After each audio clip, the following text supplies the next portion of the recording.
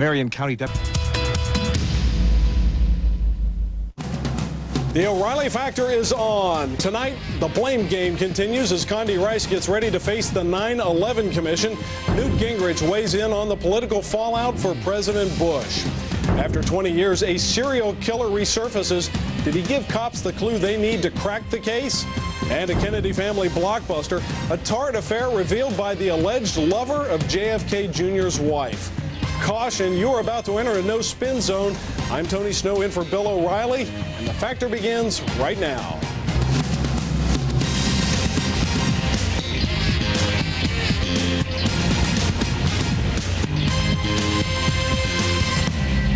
Hi, I'm Tony Snow in for Bill O'Reilly. Thanks for watching us tonight.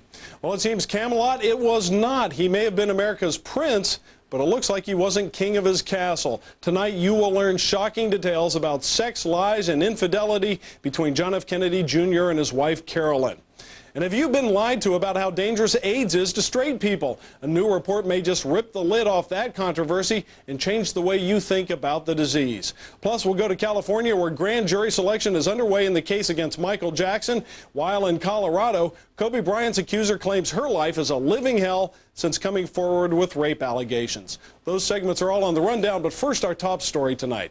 The blame game continues. Trying to silence critics, National Security Advisor Condoleezza Rice will meet again with the 9/11 Commission to clear up any confusion members may have about her previous statements and to rebut claims by former terror advisor Richard Clarke that the administration was ill-prepared to fight al-Qaeda. But Dr. Rice says she won't do it publicly. How much damage has been done in the last week to the president's bid for re-election? For that, we turn to former Speaker of the House and current Fox News political analyst Newt Gingrich. Mr. Speaker, the president has seen his ratings plunge 7 points in the last 3 days, at least according to the Rasmussen poll, so it appears Richard Clarke has inflicted some real damage. Well, I think Clarke has certainly raised a lot of questions, and the real issue will be over the next week or two as the dust settles. Do people end up believing Richard Clarke, or do they end up believing Condoleezza Rice and the Bush team? If they believe... Go ahead. How do you assess the administration's strategy so far? He gives his testimony. You've seen the White House release an email that he sent to Condoleezza Rice. You've seen it release a letter of resignation that he sent to the president, both basically glowing.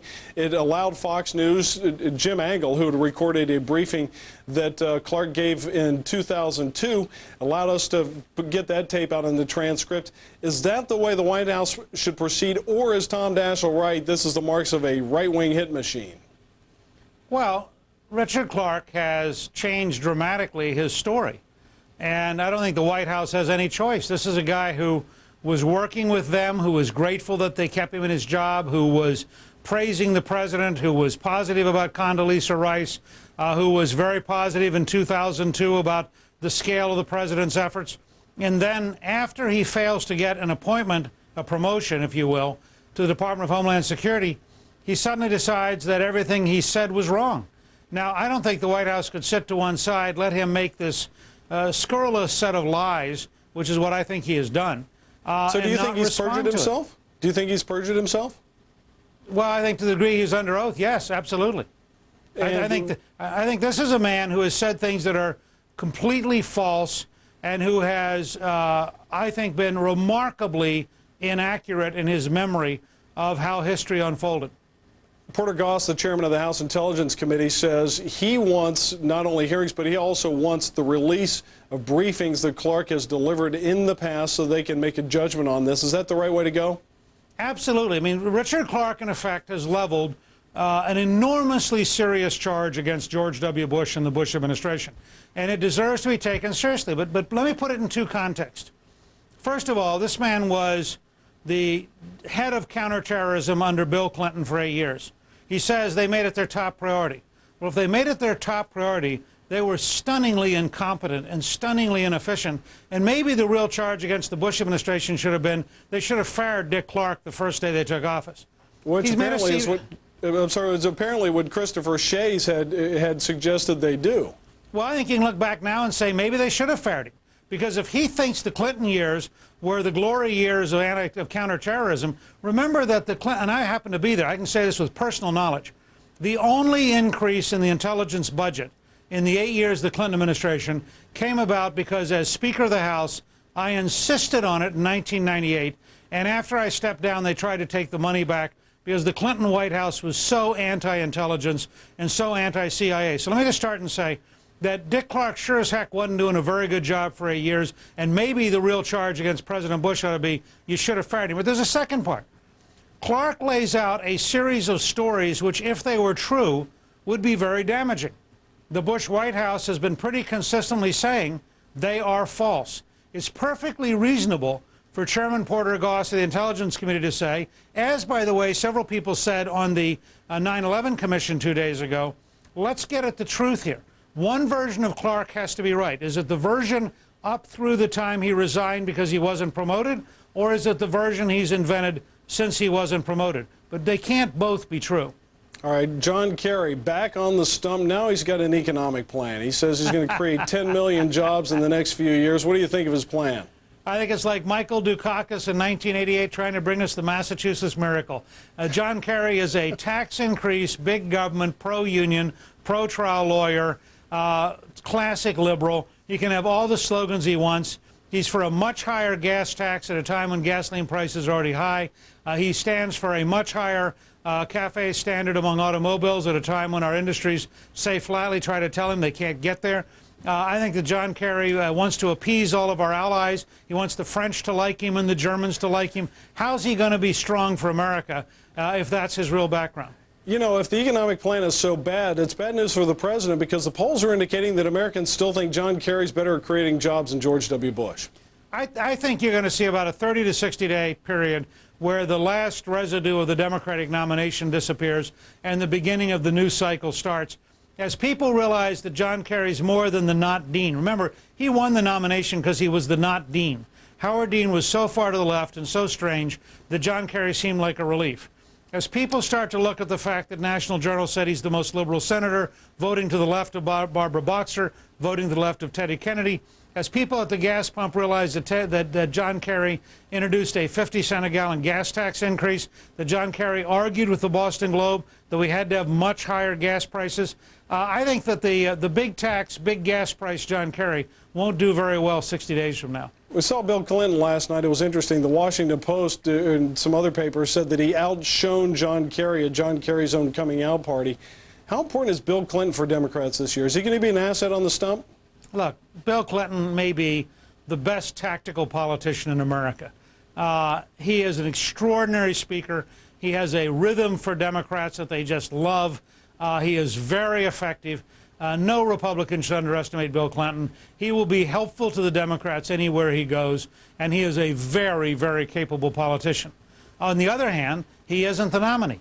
John Kerry is, and John Kerry is much further to the left than Bill Clinton, much more for tax increases than Bill Clinton, and much more out of touch with most of America than Bill Clinton. So I think we have to get back to what the real election will be, and it won't be Bill Clinton running for president. All right. Former House Speaker Newt Gingrich, Fox News contributor. Thanks for joining us. Thanks. Up next, was the president decidedly unpresidential when he made jokes about not being able to find weapons of mass destruction in Iraq?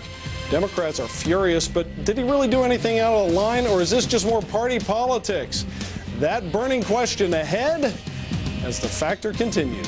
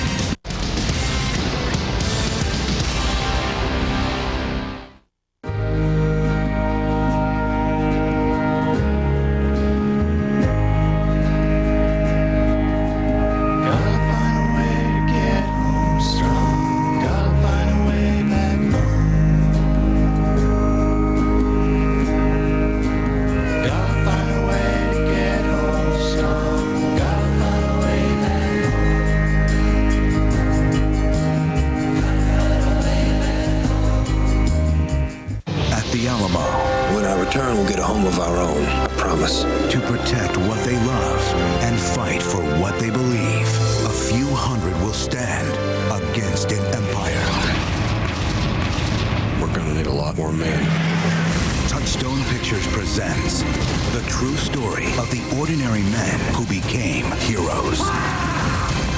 Remember the Alamo! The Alamo, rated PG-13, starts April 9th in theaters everywhere.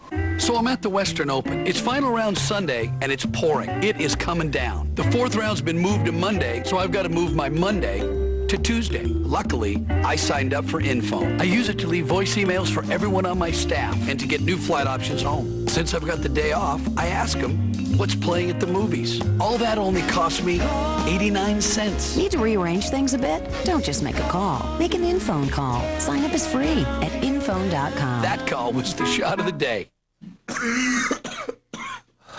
Honey, I got you the Dayquil. It'll take care of your cold symptoms, so you'll have the energy to get off the couch, go out in the snow.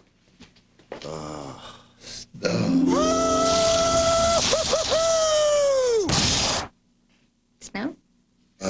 Dayquil, the non-drowsy, stuffy head, sore throat, coughing, aching, fever, help get back your energy medicine. Now lasts 50% longer. Good evening, everyone. I'm Donna Fiducia. Police may have heard from a serial killer who terrorized Kansas more than 2 decades ago. Last week, a local paper received a letter from allegedly this person concerning a 1986 murder. Until now, there's been no evidence that this latest killing was connected to the others. The killer calls himself the BTK Strangler. He's claimed responsibility for 7 murders in the 1970s. Israel reportedly detains 3 friends of the Palestinian boy who recently entered a West Bank checkpoint strapped with a bomb. The teenager reportedly has ties to another teen who last year became the youngest Palestinian suicide bomber ever. Israeli authorities now say connections between the teenagers could mean that terrorists have created a system to recruit younger bombers. At least 18 people in Chicago are hurt following a commuter train accident during rush hour this morning. The train was reportedly hit by a locomotive at a switching point in the tracks. Both train engineers and the station dispatcher have undergone drug testing. And the pilot of a military plane is in good condition following a frightening accident in North Carolina. The F-18 burst into flames while getting ready to take off at the Raleigh-Durham airport. The pilot ejected before it even got off the ground. Luckily, he was the only one on board, and again, he's okay. More headlines just after the bottom of the hour. I'm Donna Fiducia. The O'Reilly Factor continues right now, right here on the Fox News Channel. The Impact segment is brought to you by Terminix. Termite problems? Call 1-800-TERMINIX. And in the Impact segment tonight, was President Bush unpresidential when he made light of the coalition forces' inability to find weapons of mass destruction in Iraq? His critics are crying foul, while others say that they ought to lighten up. Take a listen to some of the things the president said the other night. Those weapons of mass destruction got to be somewhere. Nope, no weapons over there. Well, joining me now, presidential historian Alan Lichtman, a professor at American University. So, Professor, now Democrats are saying that the president was being unpresidential. They think that this was not a subject that he ought to use for humor. Some families of people who have served in Iraq have said the same thing. What do you say?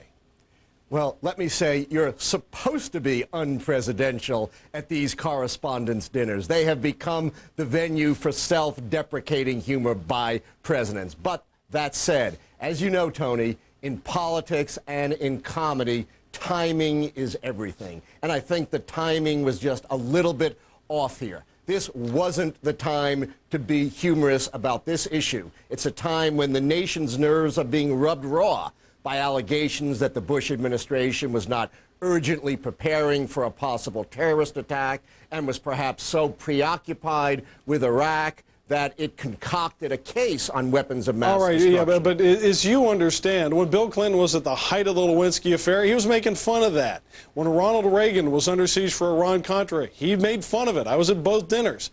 It's not unusual for a president to try to figure out what his point of greatest controversy or greatest vulnerability is and try to poke some fun at it. Don't you think, by the way, I thought it was a fairly lame joke. Yeah, but don't you think in this case the president's guilty not of a great transgression against the presidency, but of having delivered a bad joke? delivered a bad joke, and I have to say at a bad time on the wrong topic. You know, with self-deprecating humor, you take aim at yourself. Unfortunately, he hit himself with a bullet right in the temple. It was more of a political mistake. No, it doesn't show any grand insensitivity on the part of the president. And frankly, the Democrats, I think, have been a bit over the top in their criticism of him as well. Their hands are not clean in this kind of, you know, silly fiasco anyway. I was about to say, John Kerry's probably not the guy you'd take stand-up lessons from. No, John Kerry isn't the guy I want to model my humor. And unfortunately, Tony, you know, we've got to be really sensitive about this because there are lives at stake, there are families who suffered tragedies, but also there's a bigger picture here, and I think you know as well as I do. This is the earliest, nastiest political campaign in my memory and probably yours. Everything is going to be escalated at this point. We're going to be in for 7 months of trench warfare. But you just made an interesting point, which is Democrats have probably been over the top in the sense that, you know, it's getting to the point now, whatever either side says, the other side's going to leap out, hold a press conference, and take offense. I don't know about you, but I'm getting bored with it already. Yeah, and you got 7 more months to go. You know, isn't this the old, you know, the boys who are crying, the girls who are crying, wolf, wolf, wolf. No one's going to believe anybody anymore when they cry it. If the wolf really comes to the door, Tony, we're not going to believe Kerry or Bush. All right, now, when you try to analyze this, you say this is a political mistake. Yes. The problem is when somebody complains about a joke, it makes them look humorless, too. If you're giving advice to the president's opponents, what do you tell them to do to try to exploit it politically without looking like, I don't know, frumpy, humorless critics? I got 2 words. Shut up. There are plenty of other people out there, you know, making the case for them. You know, sometimes it is best to say nothing. As Wittgenstein once said, you know, sometimes you show and point rather than say. You know, it's not often that we get Austrian linguistic philosophers mentioned on this air. There you go. The other thing he talked about was the value of silence, and I'm sure that that's what you were hinting at as well. So, in the grand sweep of things, this is much ado about what? It is much ado about issues that have, you know, rubbed raw the skin off of American politics, and about a campaign that is so nasty it needs you, Tony, or some referee out there to just yell, stop, do over. Let's start this campaign all over again on a different note. You know, I asked you just a minute ago what Democrats ought to do if they're going after the president. What do you think the president ought to do? Should he say anything more about the joke, or should he also follow your advice and just zip it? I think he's got to zip it. You know, the president was kind of looking under his desk for those weapons of mass destruction. I think right now he's looking under his desk for his political mojo. It's like that Michael Jordan movie, Space Jam. Someone's stolen his mojo. He's been off his game for a while. You know, I've been a great admirer of the politics of George Bush, but not recently. Mojo, Space Jam, and Wittgenstein. I'm dizzy already. Alan Lichtman, thanks so much. Plenty more ahead as The Factor continues tonight. Coming up, the AIDS epidemic that wasn't. Was America's heterosexual community duped into thinking that it was at risk as much as gays to catch the disease? You're going to be surprised at what we found out. But next, are we losing the war in Iraq? One of the country's elite counterintelligence agents comes forward with what's really going on the ground there. We'll be right back.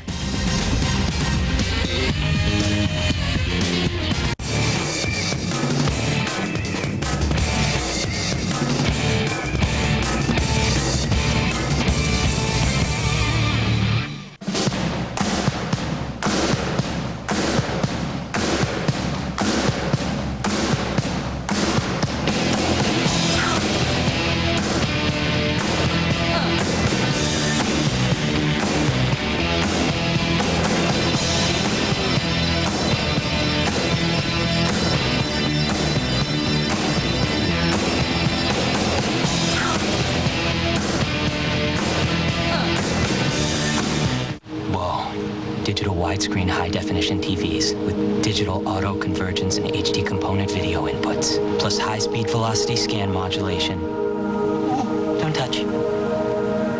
Hey guys, check out the game in high def. Sweet.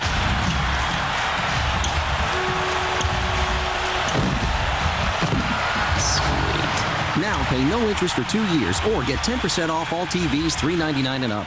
Thousands of possibilities. Get yours. Best Buy.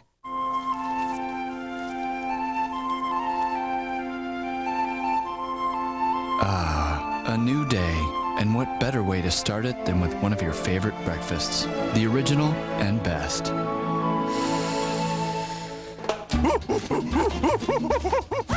Surprise! New Kellogg's Corn Flakes with real banana cereal. The corn flakes you love. Now with pieces of sweet, ripe bananas right in the box. You'll go bananas.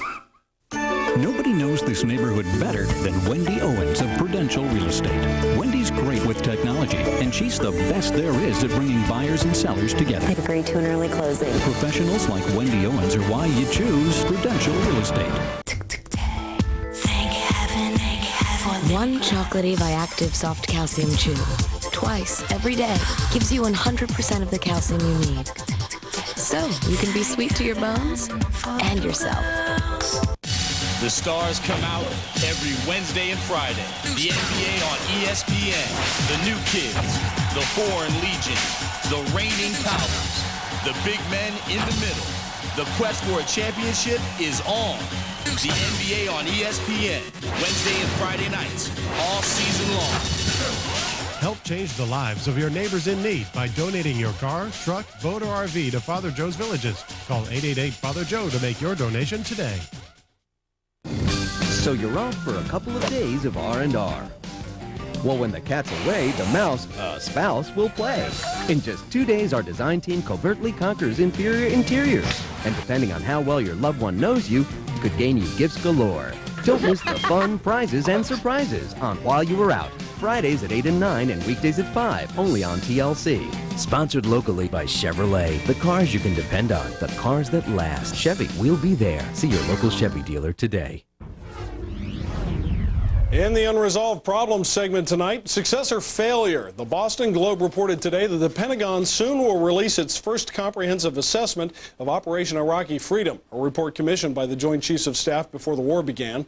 The report highlights the successes of military on several fronts, but also points to failures in intelligence and says that after the start of combat, our information became, quote, outdated and somewhat confused. True or false? Joining me from New York to tell us firsthand about intelligence in Iraq, retired Army Counterintelligence Special Agent Dave Dubato, recently back from Iraq. Mr. Dubato, welcome. Let's just ask you, how good or bad is the intelligence on the ground right now in Iraq? It's much better than it was. It was really terrible. We essentially had no intelligence on the ground prior to and through most of the war.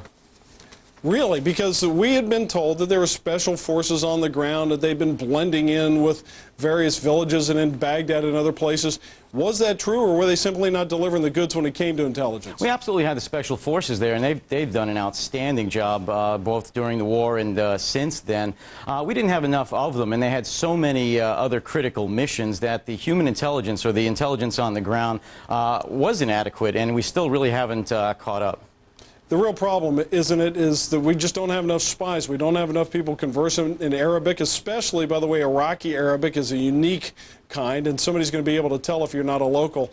That's the biggest problem. Absolutely. We still, after the first Persian Gulf War and during this war, we have hardly any Arab linguists in the military community, and to be honest, I don't understand why.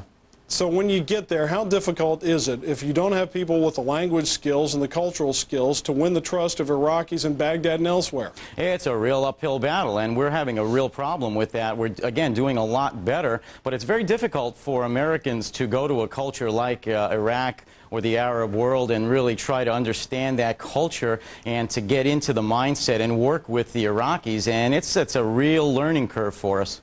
Now, you've been on the ground, and in fact, you got one of the 55, did you not? Correct. The intel that I fed to our task force nabbed them. Okay, how'd you get that intel? Well, doing the old-fashioned talking to people, the gumshoe routine, and I developed a network of informants, which I did my whole time there, and they gave me some really good intelligence, and we did some surveillance and put together a strike force, and the gunslingers, as I call them, went in and got them. Do you find that Iraqis, even with the chaos that we see from time to time there, are more and more willing to provide that kind of information? They are. I mean, the longer we stay there, they really do start to trust us. And I've said this every time I'm on anywhere. The Iraqis want us there. They do like us, the vast majority of them, and they are providing some very, very good information, and more so every single day. Everybody here in Washington now second-guessing what happened before the war. Let's look ahead. If you've got to make improvements in the intelligence community in Iraq and elsewhere, where do you start? Slash the budget for high-tech gadgets. Slash the budgets from the satellite technology and the intercepts. We still need them, but put most of that money, I'm talking about 90%, into human intelligence. Train people how to speak Arabic, how to talk to people, how to blend in with the cultures, and get back to good old spying. You mentioned the high-tech gadgetry. That came into play after, in the mid-1970s, Congress said, you know what, we're going to cut back on spies. All we had were satellites. How damaging was that change in the mid-1970s to discourage the use of human intelligence, in other words, spies? It was disastrous, and again, we haven't caught up to it yet. We're essentially fighting with one hand tied behind our back because we're depending on things that really don't count. We're dealing with people hiding in caves and then using couriers and, in some cases, donkeys to get information around, and we're trying to intercept things with high-tech satellites, and they're laughing at us. So if you're looking back, you know, everybody's trying to figure out what the biggest problems were before 9/11. You place that at the top? Oh, absolutely. Human intelligence, the lack thereof, and the lack of Arab linguists is, in my opinion, the #1 intelligence failure. So the problem didn't begin in 2000, it began in 1975. It began a long time ago. All right, Special Agent DePato, thanks for joining us. My pleasure, thank you. Plenty more ahead as The Factor moves along this evening. Up next, a letter from a serial killer. A cold case heats up and gets new life after 20 years when a clue emerges in the case of the infamous BTK killer. Is that the key police need to unlock the case? We've got the latest, and we'll be right back.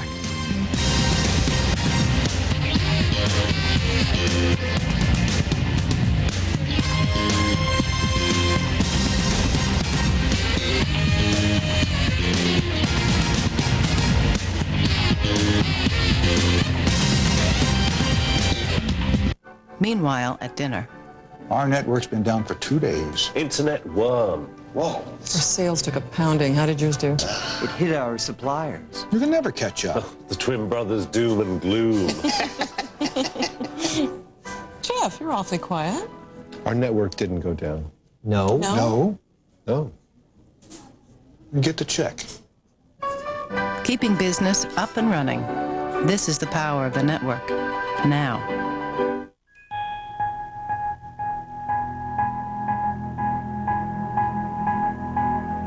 In a world where business can't make a move without a network, wouldn't it be great to have a network that can actually move your business?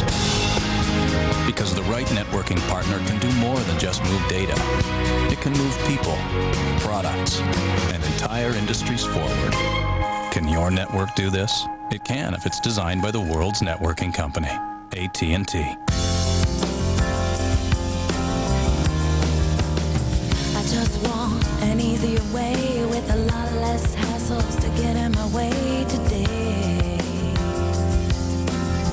I really need a day to go smooth, wanna get in a groove and fly away, fly away. So I'm gonna go easy, go ATA. I'm gonna go easy, go ATA. As different as today's travelers are, one thing has never changed. They're still looking to make travel easier. So are we. ATA, an honestly different airline. Yeah, I'm gonna go easy, go ATA. I'm gonna go easy, go ATA. Saturday, turmoil in the Mideast, bombings in Madrid, bloodshed in Iraq, terrorists worldwide vow revenge, and more violence. As Wall Street prepares for the worst, find out why this could be the best time to buy stocks. It's the investment information you need to know from the people in the know. Watch The Cost of Freedom. Saturday, our powerful lineup begins at 10 a.m. Eastern. It's Bulls and Bears, Cavuto on Business, Forbes on Fox, and Cashin' In, only on Fox News Channel. In our second unresolved problem segment tonight, a possible breakthrough in a major serial killer case. Wichita, Kansas police believe a letter sent yesterday to a local paper was likely written by a serial killer known as BTK. That stands for Bind, Torture, Kill. This killer terrorized Wichita during the 1970s and has disappeared for years. Joining me from Dallas, Fox News Channel's Phil Keating. Phil, what's the latest? Well, Tony, the BTK Strangler case is only coming back to the light thanks to the serial killer himself. This guy is a psychopath who craves the attention, and because of this, investigators are rapidly reopening this case just in case the Strangler plans to start killing again. Now, the Wichita, Kansas newspaper recently received a letter addressed from a guy named Bill Thomas Kilman, presumably a pseudonym for BTK. In the letter, he claims an 8th victim, and with it included photos of the dead woman's body, as well as her driver's license to prove it. Now, that 8th victim is Vicki Wagerly, who was strangled in her house in 1986. Until now, her murder has been unsolved. But now, Wichita investigators say they are positive she is number 8. Now, the BTK Strangler case goes back to the 70s when BTK strangled and stabbed 7 people. But by 1980, BTK suddenly disappeared, stopped contacting police and the media, and presumably stopped killing. Now, today, one big break in this case may be that over the past 2 decades, forensic technology has advanced greatly, and now DNA will play a huge part of this reopened serial killer investigation. What they'll do now, they'll go back and look at every bit of evidence they have. Do they have any pubic hair? Do they have any clothing? Do they have any fingernail scrapings? They'll go back and look at all the old evidence, and hopefully it's been preserved. That'll be key to it. Investigators will now hope to match any of that evidence with anything that they can pull from that new letter and photograph. Tony? All right, Phil, thanks. Well, joining us now with further insight into the case is Jim Fotis of the Law Enforcement Alliance of America. Mr. Fotis, you've got a guy who's clearly a show-off. He's trying to make a scene here. But this time, because of improved technology, he may have gotten himself caught. Yeah, Tony, I believe they have some semen that was left from the last murder, and hopefully some things that the police had picked up doing their forensic investigation under the Wegery case. This may lead to his demise. Obviously, we don't know where he's been. We don't know where he's been for the last 20 years. He could have been in prison. He could have moved away. But he's certainly staying on top of the newspapers because as soon as that article came out, very shortly later, he sent that letter. The guy's obviously a nut, and he may be ready to go out there and start doing this again.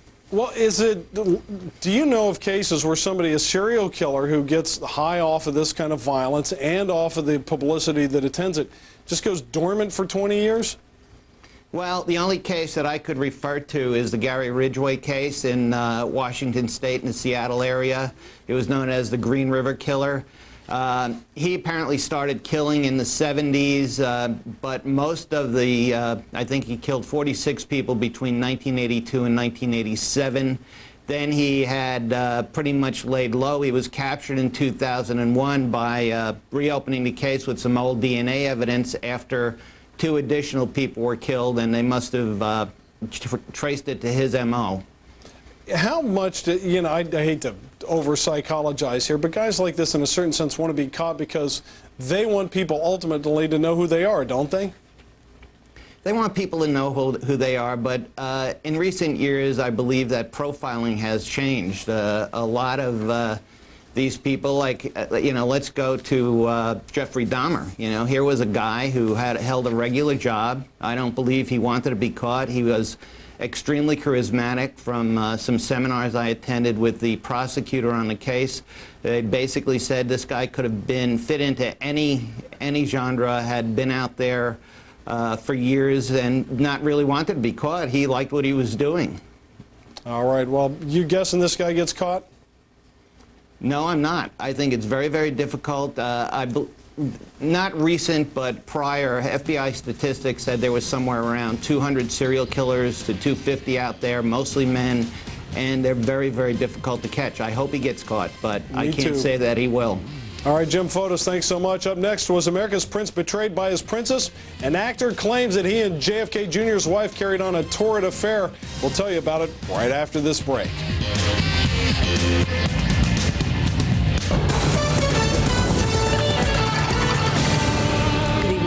I'm Donna Fiducia. A fierce and deadly battle in Iraq today. Over a dozen people have been killed, including 1 U.S. soldier. Fox News correspondent David Piper has more from Baghdad. US Marines have been fighting a fierce gun battle in the streets of Fallujah against militants today. The firefight started when US forces moved into the center of the city.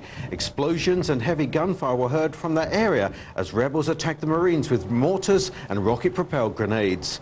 The US military has now confirmed that one Marine died during the fighting and several were wounded. Witnesses say at least 6 Iraqis also died during the clashes. One of those killed was an Iraqi cameraman working for ABC. Meanwhile, the US military says 4 members of the Iraq security forces and 3 gunmen were killed during a raid near Saddam's hometown of Tikrit. A US military spokeswoman says 21 suspects were also captured in the raid. There's also been a series of blasts here in Baghdad. It's still not clear what caused the explosions in the west of the city near a US Army base. Eyewitnesses report mortars or missiles hitting a warehouse, and at least 6 civilians were injured in the attack. In Baghdad, David Piper, Fox News. David, thank you. And more headlines coming your way at the top of the hour. I'm Donna Fiducia. The O'Reilly Factor continues right after this break. Tony Snow in for Bill right here on Network America Trust for fair and balanced news.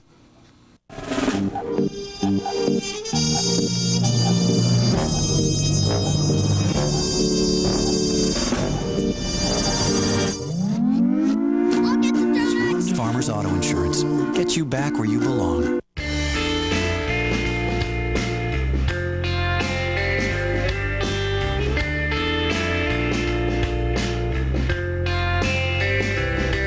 Become a member of Starwood Preferred Guest at Weston.com. Meet the Lady Killers. Enchanté, madame. Oh, my. And discover what critics are calling the funniest film in years. Of course. Hilarious. It's laugh out loud funny. The first great movie of 2004. Gentlemen, to us. And an early contender for Best Picture of the Year. 4 stars. With Tom Hanks' best performance since Forrest Gump. Not easy to do. The Lady Killers. Professor, you have returned. Rated R. See it now.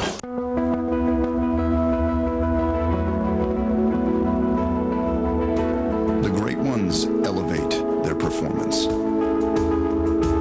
On the biggest stages, with the highest stakes.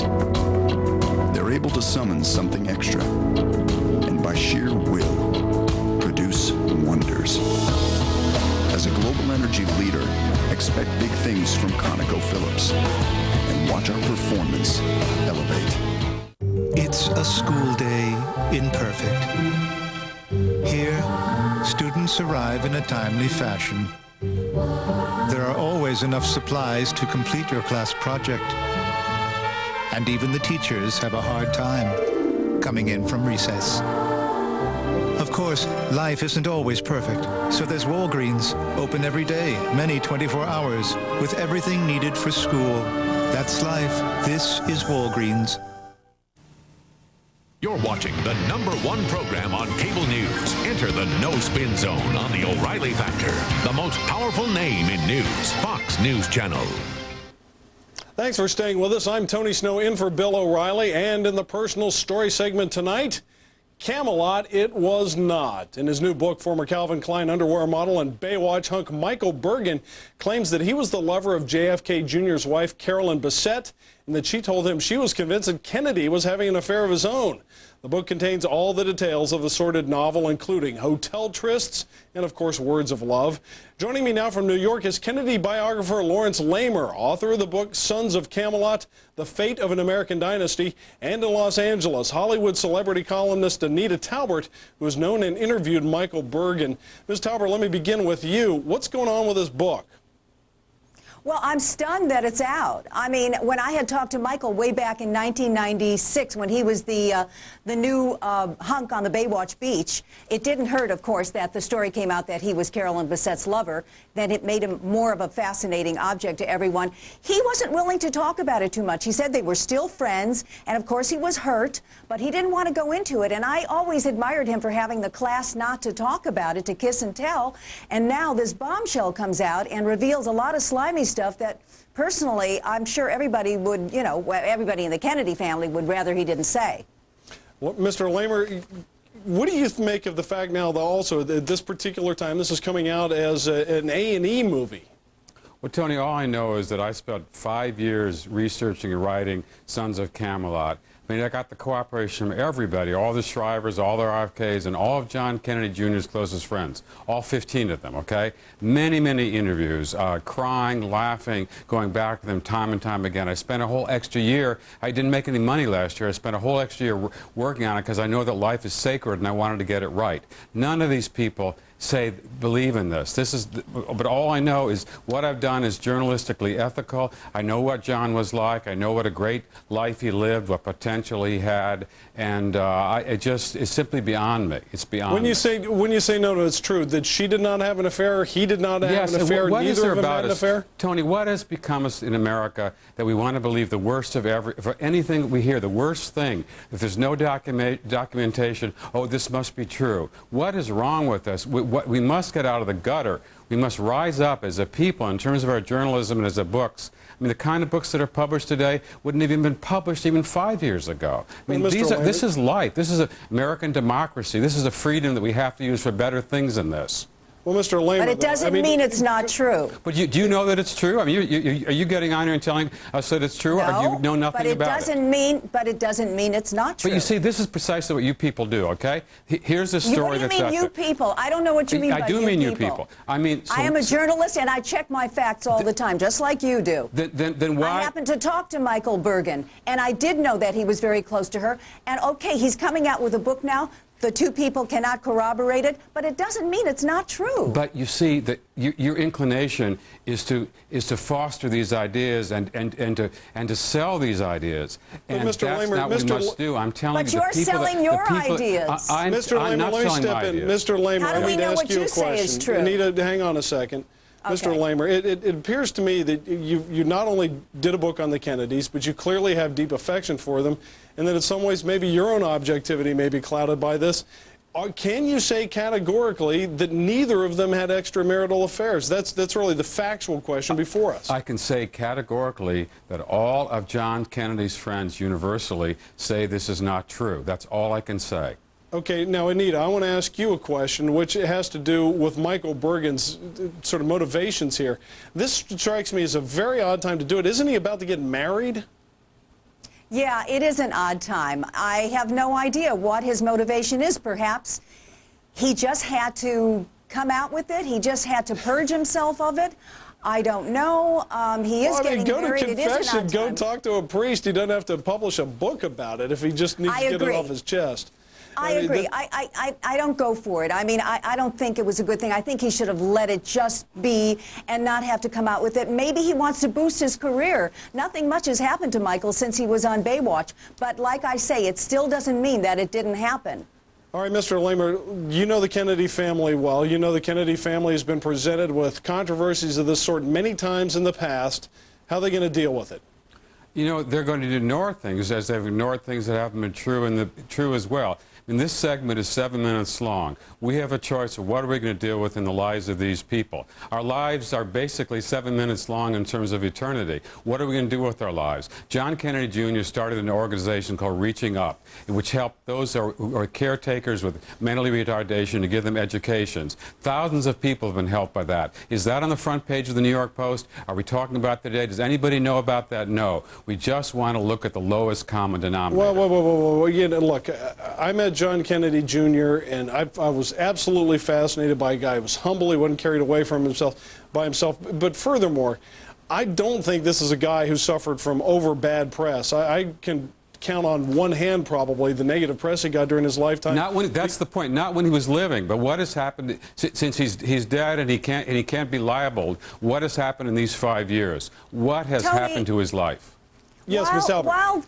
Yes, while they were alive, there were many stories about a troublesome marriage, many stories about coke snorting, many stories about maybe they were having an affair because he went to a hotel and stayed for a week before they went on that trip and where they tragically died. There were many things going on, many headlines being made while they were alive. This is nothing new. I mean, if you're trying to paint them as totally pure, I understand where you're coming from, sir, but the point is they weren't. And Mr. Lehmer, good Perhaps point this here. is Nobody has a perfect life. So a couple of blemishes are published. I Are you find saying this that it was a immensely flawless sad. marriage? Immensely sad. These people have made such contributions to America. My life is full of the negative. My life is full of negative. Myself, and their lives are too. And that is in my book, and that's in their stories. But that's not the headline. That's not the most important thing. They've made immense contributions to American society. President Bush No one's disputing that. No one's refuting that they made big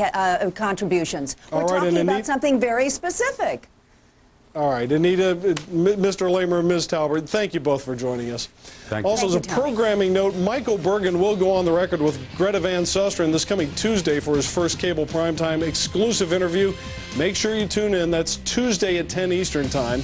Coming up, a grand jury gets ready to hear the case against Michael Jackson, while the mother of Kobe Bryant's accuser says her daughter's life is now a living hell since coming forward with a rape allegation. We'll have the latest on both cases, but next, were straight Americans duped into thinking that they were at the same risk for AIDS as gay Americans? A report you can't afford to miss is next as The Factor continues.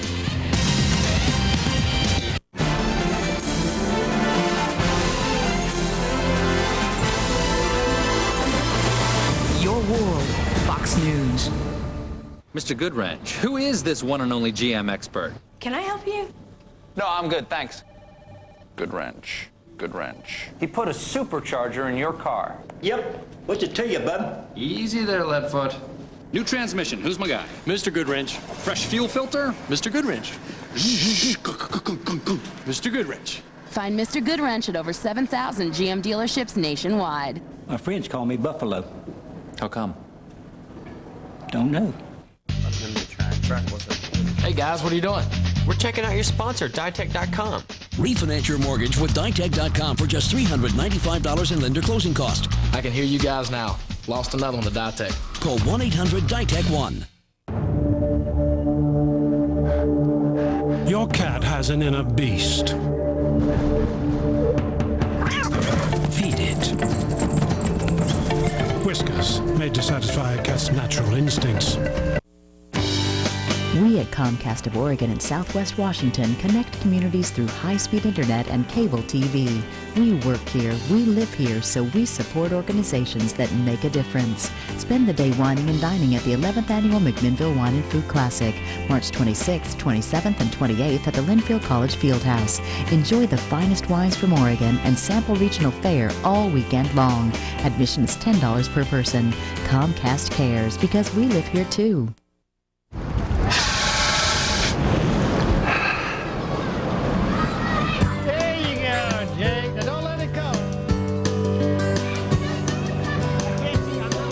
Finally, people living with COPD can regain their freedom and mobility thanks to the Helios Personal Oxygen System with its lightweight portable unit. Hey, want to take some pictures? Yeah. How about happy?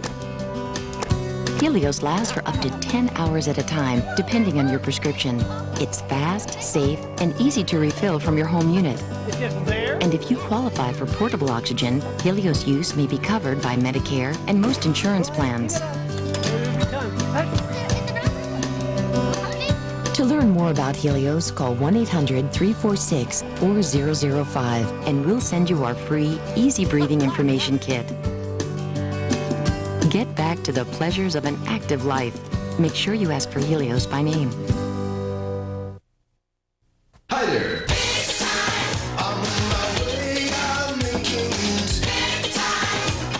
Announcing the Lincoln Mercury Think Big sales event with just announced savings on every Lincoln and Mercury, including Navigator, the midsize Aviator, and the award-winning Mountaineer. Right now, save big with 0% APR financing or up to $37.50 cash back on select Lincoln and Mercury SUVs during the Think Big sales event. See your Lincoln Mercury dealer today.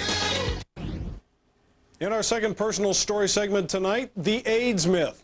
An article in the March issue of Details magazine says past claims that AIDS would cause an epidemic for heterosexuals wasn't true, and the myth was spread through an organized campaign by AIDS activists and the media. Joining us from New York, the writer of the article, the senior features editor at Details magazine, Kevin Gray. Mr. Gray, a lot of us remember in the 1980s, the government started putting out ads. I think there was a famous ad where you had a Baptist preacher's son saying, if I can get AIDS, anybody can. You had the Surgeon General C. Everett Koop out issuing warnings. You say it's all a fraud.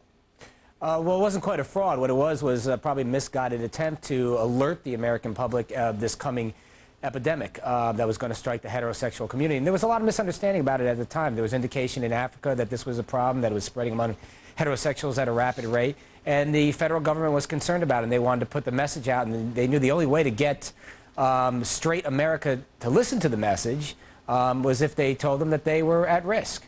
But in truth, the research now indicates that the chances of getting AIDS through heterosexual contact pretty slim. Yeah, it's very slim. I think we cite in the article that a disease-free man having a one-night stand with a drug-free woman has a 1 in 5 million chance of getting HIV, and if he wears a condom, it's 1 in 50 million.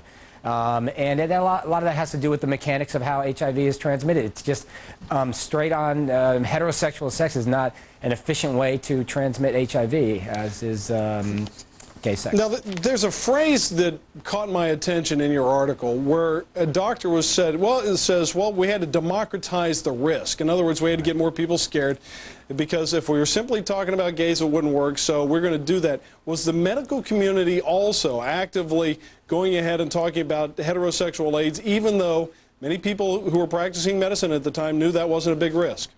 Well, you know, I think they were concerned about it, and there was information out there that it wasn't as risky for heterosexuals. The CDC themselves, their head of epidemiology at the time, Harold Jaffe, came out in the Los Angeles Times just a couple months before the 1987 Understanding AIDS campaign was launched, and said, you know, is a Des Moines housewife at risk as a gay man in San Francisco or somebody shooting drugs? And he said, no, not really. I remember Michael Fumento, whom you quote in your article, wrote a book called The Myth of Heterosexual AIDS. He absolutely got pounded for doing that. I mean, he was savaged everywhere.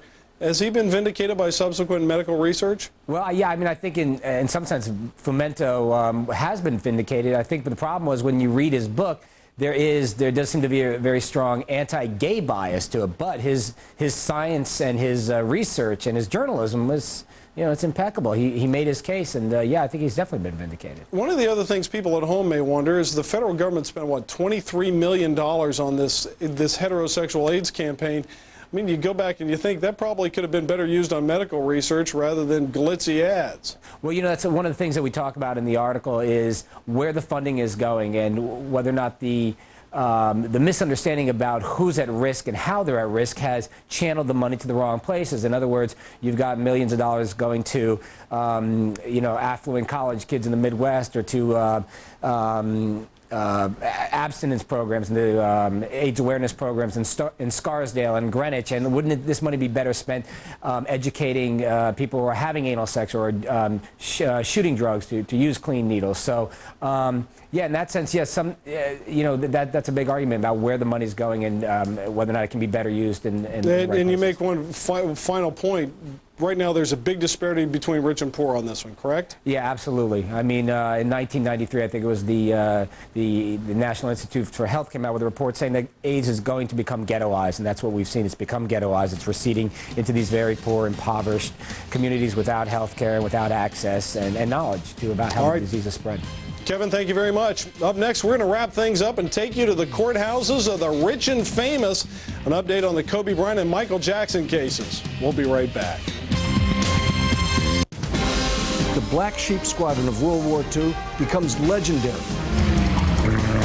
partly for their exploits and partly because their leader is different, to say the least. It's a wonderful story. That's Sunday on War Stories with me, Oliver North. Fox News Channel's acclaimed series, War Stories with Oliver North, is now available on videotape. Call now, 1-800-933-0760. That's 1-800-933-0760. What the heck is that? These have to get to Houston. Good gravy, man. If we don't get them there by 8 a.m. tomorrow, we're all Doomed. Doomed. I'll put him in a FedEx box and print out a label. Hurry, man, or we're all doomed. Doomed. What if I get a nasty paper cut? Then you'll be doomed. Doomed. Help this woman, or we're all doomed. Doomed. I'm fine. She's in shock. Yes. Take care of this package or we're doomed. Doomed. Doomed. You can try, but we've taken all the drama out of shipping overnight. Relax, it's FedEx. I needed a number the other day, but instead of calling directory assistance, I called Infone to save some money. You know, to take a more fiscally responsible approach. When I call, they greet me by name. Hello, Governor. You know, I still like the way that sounds. And they always find exactly what I'm looking for less than I used to pay. Want to save money? Don't just make a call. Make an Infone call. Sign up is free at infone.com. Goodbye, expensive directory assistance. Hello, Infone. The next house just came on the market. Nobody knows this neighborhood better than Wendy Owens. She's a Prudential real estate professional. She's always got the right listings. The school is great, too. She knows the tools of the trade. I'm emailing a link to the virtual tour. And there's nobody better at bringing buyers and sellers together. They've agreed to an early closing. If you're buying or selling a home, talk to us today. Because we have people like Wendy Owens all across North America. Prudential Real Estate. Roses are red, violets are blue. Splenda is sweet, and so are you. Almost anywhere you use sugar, you can use Splenda, the no-calorie sweetener that's made from sugar, so it tastes like sugar. The makers of St. Joseph believe in doing one thing and doing it well. Heart health. That's why we only make 81 milligram, the dosage doctors recommend most for daily cardiotherapy. Baby your heart with St. Joseph.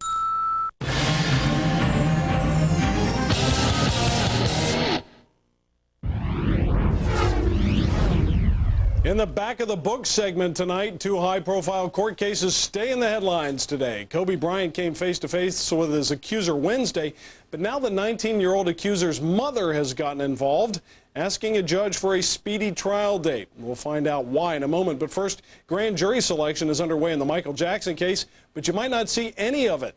That's because the judge has banned media from photographing or speaking to prospective jurors. Joining us to discuss both cases from Los Angeles, the executive producer of Celebrity Justice, Harvey Levin. Mr. Levin, let us begin with the Kobe Bryant case. Here you have the mother writing this letter. She wants a speedy trial. It also appears, and I think you know something that we don't know, that more witnesses are coming forward. Well, more witnesses are coming forward, Tony, and a lot of this has to do with what this woman did during the time immediately before and in the weeks following this encounter with Kobe Bryant. We interviewed 3 women who were with her about 4 weeks after this alleged sexual attack, and they tell us that she acted anything but upset. And we know that the defense rather wants to use these women, and they've contacted these women to show kind of a contradictory kind of behavior, that it didn't appear to be somebody who acted as if she had been sexually traumatized. So they may end up testifying at the trial. All right, now, do you think the judge is going to permit them to trial? We're going to have another hearing like we had this week where they're trying to find the admissibility of her prior sexual conduct? Or does this seem pretty easy? The defense simply can call the 3 women up and they can testify. Well, it's not just the 3 women, Tony. There are 3 men, actually, that the defense is interested in putting up on the stand. The hotel bellman, who could be the prosecution's star witness and a big witness for the defense as well, because the defense says this woman had sex with him as well. There's also a prior boyfriend and somebody that this woman met during an American Idol tryout. So if you ask, are they trying to put this woman's sexual history on trial, the defense would say no. What they're trying to show is that this woman had issues that seem contradictory to what she alleged happened that night. You know, these stories keep coming out. You've got the mother writing a letter now to the judge trying to move things along. Is there a possibility in your mind that they might drop this case? Well, you know, I talked to some people in Eagle, Colorado about that today. They say no, but I have to tell you what my gut is. This is not going well at all for the prosecution. All Kobe Bryant has to do is show a reasonable doubt, and he walks out a free man. This woman has major issues that could stand in the way of the jury having any kind of a comfort level to convict Kobe Bryant. And as it looks bleaker and bleaker for the prosecution, I'm sure this woman and her family has to wonder, is it really going to be worth it? If she wants to file a civil claim, she can still do that, but where does a criminal trial get her? Very quickly, Michael Jackson, they're doing jury selection. He's going to be here in Washington next week addressing the Congressional Black Caucus. What kind of strategy is he going to be pursuing in terms of trying to win the hearts and minds, not necessarily of jurors, but the public? Well, these are grand jurors. These are not people who will judge him when the case eventually does go to trial. But make no mistake about it, there is a publicity war going on right now. And even with the gag order, both sides are posturing and presenting their case in whatever way they can. Yes, Michael Jackson is going to get out there and act like an innocent man. And believe me, on the other side, there is a machine working as well. And there's a lot of stuff going on behind the scenes. The big issue now is whether this judge in any way lifts the gag order so people can hear what these witnesses have to say as this moves along. Yeah, well, that's not likely to happen unless you get a real trial, right? Well, I have to tell you, the gag order, and I'm a lawyer, this gag order, in my mind, is way overly broad. And it seems to me, at a point, either this judge or perhaps an appellate court is going to have to bring it back a little bit. I think that there is such a thing as a gag order. This goes too far. Harvey Levin, thanks so much for joining us. That's a wrap for today. Thanks for watching The Factor. Remember the Radio Factor on Westwood One from coast to coast each weekday. On my show, The Tony Snow Show, 9 to noon on Fox News Radio Network. Thanks.